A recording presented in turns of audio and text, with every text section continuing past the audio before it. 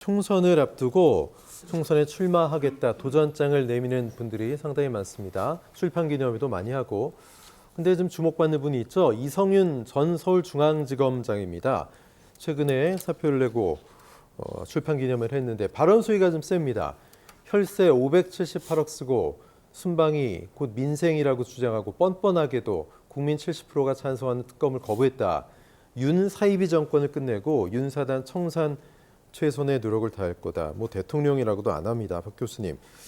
이성윤 전 지검장 총선 출마하겠다는 얘기 같은데 명분이 좀 되는 거라고 보세요? 어떻게 보세요? 그러니까 이성윤 전 지검장이 이런 얘기를 할 수 있는 것은 이분이 특별하게 다른 얘기를 한 게 아니에요. 네. 민주당 지지층들이 지금 이런 생각을 하는 분들이 굉장히 많습니다. 왜냐하면 지난 2년 동안 윤석열 정부가 국민의 대통령이 아니었다라고 보는 거예요. 국민의 힘의 대통령이었다고 보는 겁니다.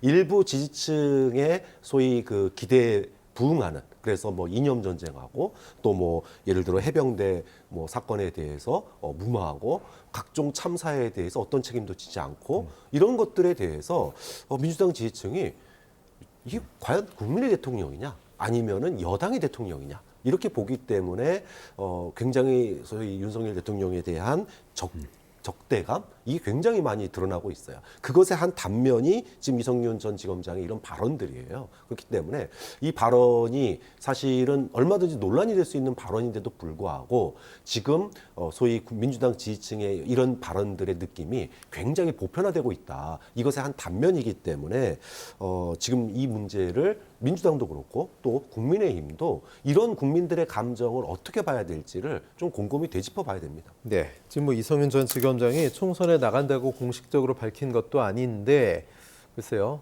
민주당 지도부 등에서는 어떤 메시지를 또 낸 것도 아닙니다. 그런데 전주에서 출판 기념회를 했단 말이죠. 그러면서 전주을에 나가려고 하는 게 아니냐. 이른바 전주을 예비 후보들은 뭐 발칵 뒤집혔습니다. 어떻게 보세요? 그러니까 검사가 정치하는 그런 할 수 있는 마지막 시절이 되기를 바랍니다. 저는 개인적으로. 아마도 그렇게 될 것 같습니다. 대통령도 검사고 집권 여당의 대표도 검사고 그리고 지역구를 출마하겠다라고 바로 하고 있는 검사들이 꽤 있습니다. 지금 뭐 이성윤 전 지검장 말고도 사실은 김상민인가요? 뭐 부장검사 출신도 사표 수리도 안 됐는데 저 창원에 가서 출판 기념회하고 출마 선언까지 했지 않습니까? 전현직 검사들이 이렇게 바로 하는 것이 올해 이번 총선이 마지막이기를 간절히 기대합니다. 사실은 이들은 검사들입니다. 이 검사는 법과 원칙 그리고 정의를 수호한다라고 본인들을 주장하고 다른 사람들도 그렇게 바라보고 있습니다만 현실 정치는 법과 원칙, 정의와는 결이 다릅니다. 그 얘기인즉슨 뭐냐면 검사들이 정치판에 와서 저렇게 날뛰는 것은 뭔가 결이 맞지 않다는 걸 말하는 건데 국민들이 보기에는 구토 증세를 일으킬 만하다고 저는 봅니다.